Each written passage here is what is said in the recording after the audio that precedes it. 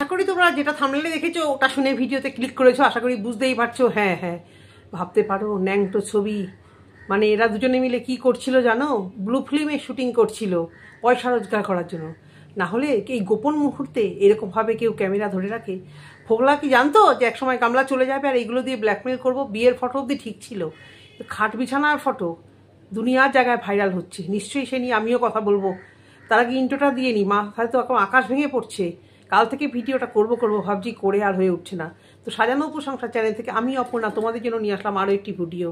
কি নোংরা কোন লেভেলে যাচ্ছে, কোথায় বাস করছি আমরা? সাধারণ গ্রামের গৃহবধূ, হ্যাঁ, একটার পর একটা ধরছে ছাড়ছে। তারপর যা সবার সাথে বিছানায় শুয়ে টেস্ট করছে কে কত দূর ভাবে তাকে আনন্দ দিতে পারবে। আর কি বলবো বলো তো? এর সংক্রান্ত ভিডিও করতে আসলে তো জোরে জোরে মানে কথা বললেও তো বাড়ির লোকেরা শুনবে যে আমি কি কথা বলছি। আর যেখানে সেগুলো করে বেড়াচ্ছে, আর বাড়ির লোক, বাড়ির মা রিলস কত রকমের তার ভিডিও গাছপাতা লতা ছেয়ে দেখিয়ে যাচ্ছে। কি বলবো বলো তো বন্ধুরা? এই যে ফোকলা হারামজাদা, এ কি ধোয়া তুলসী পাতা হলে সে চুপ করে থাকতে পারছে না? সে ওয়াইটিতে চ্যানেলগুলো এগুলো করছে কেন? সে ওয়াইটিতে কি কন্টেন্ট দিচ্ছে? তাদেরকে নিয়ে যারা ভিডিও করছে তাদের এখন মানে একদম বৃহস্পতির তুঙ্গে। এদেরই এক সময় ম্যাডাম যখন বারণ করে দিয়েছিল একটু কন্ডিশনটা খারাপ হয়ে গেছিল। কখন যে কার ভাগ্য ফিরে আসে, ফোকলার সাথে সাথে ফোকলা এবং গামলার সর্বনাশ, আর এদের একদম পৌষ মাস চরম লেভেলে তাদের। আর তোমরা ভিউয়ার্সরা কি মনে করো? 3-4 জন হাতে গোনা কয়েকজন ছাড়া এদের সম্পর্কে আর কেউ কিছু বলতে পারে না। কেন জানো? তোমরা ভালো মতোই জানো যে খবর হয়তো এরাই দেবে। এরা ভিডিও থেকে ভিডিও দেখবে না, সে টিনের কাছের লোক হোক আর সন্দীপের কাছের লোক, কোনো না কোনো সময় হাই হ্যালো তো করেছিল, তাহলে তারাই বোধহয় ভিডিওটা দেবে। হ্যাঁ, তাহলে আমিও বলছি তোমাদেরকে, হ্যাঁ, ন্যাংটো ছবি আমিও দেখেছি, আমার কাছেও এসেছে। কিভাবে এসেছে কি না এসেছে এত কথা তোমাদেরকে আমি বলতে পারবো না, এত কথা বলবো না। এবং খুব অল্প সামান্য দেখার কোনো ইচ্ছেও আমার ছিল না। আমার ঘেন্নায় বমি এসে যাচ্ছিল। বয়স তো হয়েছে, ওইগুলো দেখার বয়স এখন আর নেই, ওগুলো পার করে এসছি। কলেজ লাইফে দেখালে হয়তো দেখতাম, এইগুলো দেখার বয়স না। কিন্তু বিশ্বাসযোগ্যতা, এই নোংরা মেয়েটি যে নোংরামও করে চলেছে প্রতিনিয়ত, এই নোংরাটা আর ওই দাঁত ফোকলা। হ্যাঁ, একজন ভিউয়ার্স আমাকে জানিয়েছে ফোকলা কেন, আমি তো জানতাম না। ফোকলা কেন বলা হয়, নাকি সামনের একটা দাঁত বাঁধানো, তাই জন্য কি ফোকলা বলা হয়। আর যারা বলছে জাহাজে কাজ করে, জাহাজে কুকের কাজ করে, আজকে ক্লিয়ার করতে আসলাম অনেক কিছুই। বারবারই বলছি যে জিনিসটা জানি সেটা নিয়েই তো কথা বলবো। মার্চেন্ট নেভি ওটা তো নয়, মার্চেন্ট নেভিতে একটা কুকেরও ম্যানেজমেন্ট বা পড়ে তাকে সেই লেভেল, হোটেল ম্যানেজমেন্ট বলো বা যে কোনো ম্যানেজমেন্ট পড়ে তাকে সেই লেভেলে যেতে হয়। তার মাইনে আজ থেকে 10 বছর আগে আমার বাবা বলেছিল জাহাজের যে রান্না করে তার মাইনে পার মান্থ 1 লাখ টাকা। আজ থেকে 10 থেকে 15 বছর আগে হবে। 10 থেকে 15 বছর আগে আমার বাবার থেকে গল্প শোনা যে জাহাজের যে কুক তার মানে রান্নার কত দাম দেয়। তোরা বলি রান্না করলে কিছু করা যায় না, আমাদের জাহাজের যে কুক তার মাইনে 1 লাখ টাকা, তার বেশি ছাড়া কম নয়, সঙ্গে তো ফেসিলিটি। আর কে বা কারা রটাচ্ছে? এই ফোকলা নিজেকে নিজে বলেছে আমি জাহাজের কুক ছিলাম। জাহাজের কুক ছিল না, ও বাইরে রান্না করে নিজেরা খেয়ে মরতো, আর হয়তো যারা মাল ফাল খালাস করতো তাদের জন্য হয়তো রান্না করে দিত। জাহাজের কুক তাহলে ও বম্বেতে কেন থাকতো? ও তো সারা দেশ সারা ওয়ার্ল্ড ঘোরা থাকবে। যারা মার্চেন্ট নেভিতে এরকম রান্না করবে, কারণ সবার জন্য তো রান্না করতে হয়, অনেক নিয়ম আছে। খুব সুন্দর মানে যেহেতু এরা দেশ ছেড়ে ফ্যামিলি ছেড়ে অনেক দূরে থাকে, খুব কষ্ট করে। কষ্ট তো যেমন আমার কষ্ট, আমার মায়ের কষ্ট যে আমার বাবাকে কখনো পাইনি, ব্যাগটা একবার খুলে রেখে দিয়ে সেই ব্যাগ নিয়ে আবার চলে যেত, ব্যাগটা খুলতো না, 20 দিন 22 দিন থাকতো, আবার সে বিদেশে চলে যেত। তো এরা তো বাড়ি ছেড়ে কষ্ট করে, এদের এন্টারটেন করার জন্য অনেক রকম ব্যবস্থা সেখানে দিতে হতো। সেখানে জিভের টেস্টার রেগুলার সকাল বিকেল তোমরা কি খেতে চাও, হেন কোনো রান্না সেখানে নেই যে হয় না। আর সেই লেভেলে তার রান্না। এখন সবাই বিরিয়ানি পারে, সবাই পাঞ্জাবি ডিশ পারে, সবাই চাইনিজ ডিশ পারে, কিন্তু আজ থেকে 20-25 বছর আগেও কিন্তু এই জিনিসটা এত অ্যাভেলেবেল ছিল না। কিন্তু তখন আমার বাবার কাছে গল্প শুনতাম এই যে কুকরা এই লেভেলে তারা রান্না করে এত সব মানে অথেন্টিক এই বিভিন্ন দেশের রান্না খাওয়াতো। এবং মানে যারাই জাহাজে আছে তাদের সবাইকে জিজ্ঞাসা করতো মেনু কার্ড দিয়ে যে আজকে তুমি কী খাবে, সবার মনের মতো মোটামুটি তৈরি করতো। তো সেখানে এই ফোকলু মিথ্যে কথা বলে বলে ভাসিয়েছে। আর এই মেয়ে ভেবেছে আরে বাস আমি ভাসবো মুম্বাই নগরীতে গিয়ে আমি ভাসবো, ওখানে আমার মাকেও ভাসাবো, আমিও ভাসবো, আরও সাগরে কি সুন্দর ভাসবো, তাই না? সব স্বপ্ন চুরমার হয়ে গেল। আর বুঝতে পেরে গেছে যে এখানে থাকলে আমার টাকা পয়সা যাবে, মুম্বাই তো যাবেই না, আরও টাকা পয়সা যাবে। আর এই ফোকলো ভেবেছিল একে তো আমি কোনোদিন কাছে নেব না, এর টাকা পয়সা লুটবো আর শরীর গতরখানাকে লুটবো, কারণ এই নোংরা স্বভাব ফোকলুর আগে থেকেই আছে। যারা যারা ফোকলুকে সার্টিফিকেট দিচ্ছে, বিশ্বাস করছে, সে হয়তো এখন হয়তো সে রাজসাক্ষী বলে না, যে ধরো একটা বড় অপরাধ করলে দলের মধ্যে যারা থাকে তাদের একজনকে বলবে রাজসাক্ষী, তোমরা সবাই জানো যে তুমি সব স্বীকার করো, তুমি রাজসাক্ষী হয়ে যাও, তোমার শাস্তি হবে, কিন্তু শাস্তিটা মানে কমে যাবে আর কি। একটু ডিস্টার্ব হয়ে গেল, যখনই ভিডিও করি তখনই এরকম ডিস্টার্ব হয়, কলিং বেল বাজে, না হলে ফোন আসে। যাই হোক, যেটা বলার ছিল, ফোকলু ভেবেছিল একে নাড়বো ঘাটবো, এর পয়সায় মজবুস্তি করব।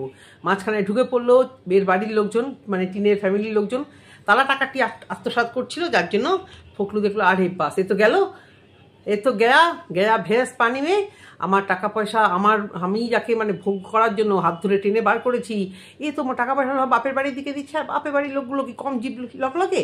ব্যাস, এবারে চয়েস করো, দুজনের মধ্যে একজন ভালো কাজ করেছে, টিন সরে গেছে, কারণ ও তো ভালোই বুঝেছে শরীরে জ্বালা মিটে গেছে, একে দিয়েও আমি ঠিক শান্তি পাচ্ছি না, এবার অন্য জায়গায় আমি খেপটা খেলি। এদিকে এই ফোকলা এদিকে ক্যামেরা সেট করে সমস্ত ওই গোপন সময়কার ভিডিও ওই খাট বিছানাতে বসে, ভগবান কত নোংরা, বাচ্চাটার কথা একটু মনে পড়ে না?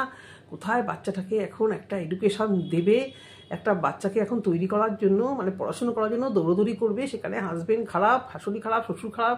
ঠিক আছে, আমি তো বাচ্চাটাকে নেব, শুনলাম নাকি কি টিনের বাবা নাকি খুব চেয়েছিল যে বাচ্চাটা ওর কাছে থাকুক, বাচ্চাটা নিয়ে আসুক, এই নিয়ে নাকি টিনের বাবা প্রথম খুব অশান্তি করেছিল, এবং অনেকেই ত্যায্য করছে। এখন ত্যায্য কন্যা বা ত্যায্য পুত্র এগুলো কিছুই হয় না। আর অনেকেই বলছে যে বাবা মার সম্পত্তি সবাইকেই দেওয়া অধিকার আছে, না সেরকম কিন্তু কিছু নেই। এইসব নিয়ে আমি কিছুদিন আগেই খুব নাড়াঘাটা করেছি একটা অন্য ব্যাপারে, কারণ বাবা বা মা দুজনেরই সম্পত্তি যদি তারা মনে করে না, তারা যে কোনো একজন কাউকে দিয়ে দেবে, দান করে দেবে, ডিড অফ গিফট, তাহলে তারা যে কোনো কাউকে দিতে পারে।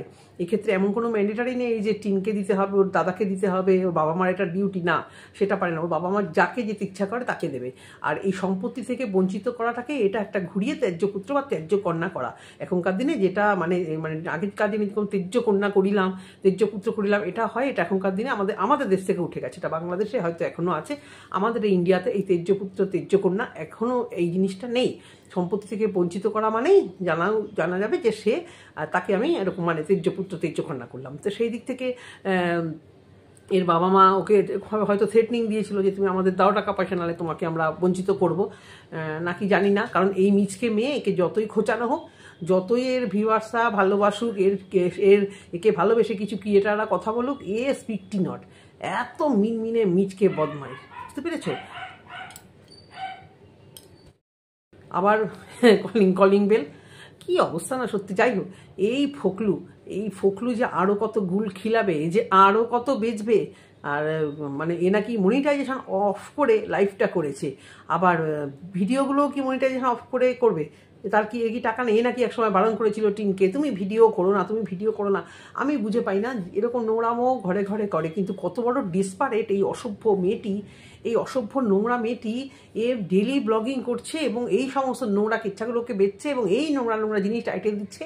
কালকেও দেখলাম, আমি এর ভিডিও খুব একটা দেখি না, কালকেও দেখলাম যে মুখে বোলতা কামড়েছে, সেটাকে থাম্বনেলে দিয়েছে যে ওর ঠোঁটে নাকি সবাই চুমু খাওয়ার জন্য। কি নোংরা, মানে চুমু, শরীর বিক্রি, গতর বিক্রি, নোংরামো, এছাড়া আর কিছু নেই। আর সবাইকে মানে কিরকম ফসকা আওয়াজ মেরেছিল, কীরকম ফসকা আওয়াজ মেরে বলেছিল যে আমি বাচ্চার জন্য এই কিনছি ওই কিনছি, আমার বাচ্চা শিগগিরই আসছে। বাচ্চা আসার কোনো চান্স না থাকলেও লিখে দিয়েছিল বাচ্চা শিগগিরই আসবে। আর এর কাছের একজন দুজন আছে, এখনও একজন দেখি ভিডিও করেছে, সবারই নিজের মতো বাচ্চার অধিকার আছে।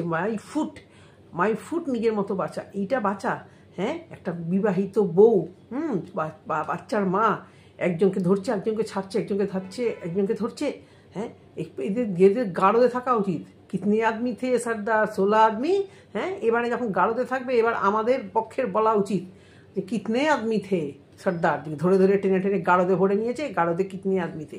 ভাবতে পারো, সব কটা এই ফোকলা থেকে শুরু করে এই টিনের মা দাদা, এই সব কটাকে গাড়োদের পেছনে দেখতে চাই, এই সব কটাকে। সঙ্গীতা ম্যাডাম আছেই পাশে, এবং সমস্ত লয়ার এবং সমস্ত প্রমাণ যেন ঠিকঠাক দেয়। চরম থেকে চরম শাস্তি হওয়া উচিত, চরম থেকে চরম শাস্তি। ওই সাদা শীতে মুখ নিয়ে ন্যাকামুলি মাগুমা ফিটিং বোতলে দুধু খাওয়া মেয়ে, এই মহিলার চরম থেকে চরম শাস্তি আমরা দাবি করছি। ওয়াইটির সমস্ত ভিউয়ার, সমস্ত ক্রিয়েটারদের বলছি, এই জঘন্য মেয়েটিকে ভিউজ তোমরা দেবে না। ভিউজের তাড়ানোতে এটা করছে।